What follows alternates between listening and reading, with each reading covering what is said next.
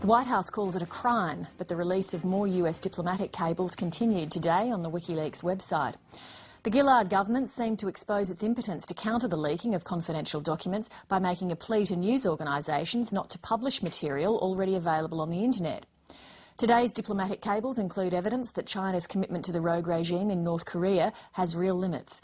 Peter Lloyd reports. The default assumption amid all the trouble on the Korean peninsula is that China will stick with the North no matter what. But that may not be the case. A US diplomatic cable quotes a key Chinese envoy saying Beijing regards North Korea's nuclear program as very troublesome, that China is sick of the erratic behaviour of Kim Jong-il and may not be able to stop the collapse of North Korea after the death of the ailing dictator. Another suggests the reunification of North and South Korea under South Korean control is inevitable. The cables are evidence of China's frustration, but the view of one expert is that it may not be of any greater significance.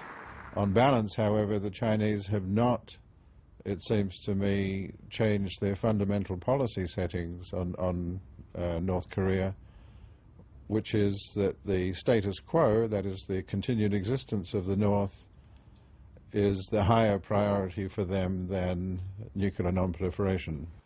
Ron Huskin is the Dean of the College of Asia and the Pacific at the ANU. Before that, he was a senior diplomat. His main area of expertise is defence and arms control. He sees far more significance in a WikiLeaks cable that talks about North Korean missiles.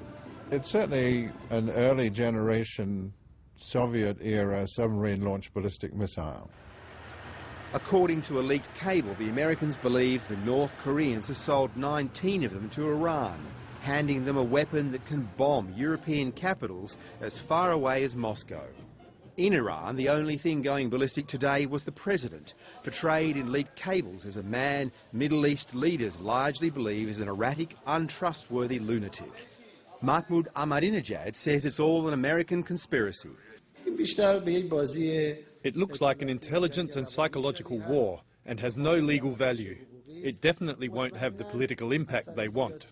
The Americans see a conspiracy too of the criminal kind and have launched an investigation with a view to prosecute Julian Assange. The United States strongly condemns the illegal disclosure of classified information.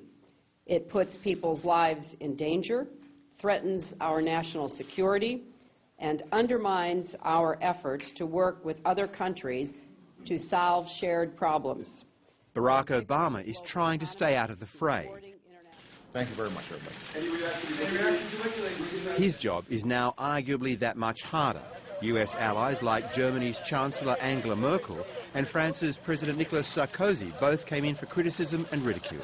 What stuck out to me is the amount of damage and the breadth of damage that these leaks do to American diplomacy, to the conduct of our policies, the success of our diplomacy, regardless of which administration is in power or which president. This is going to go on making things less effective and hurting us in a variety of ways for a number of years.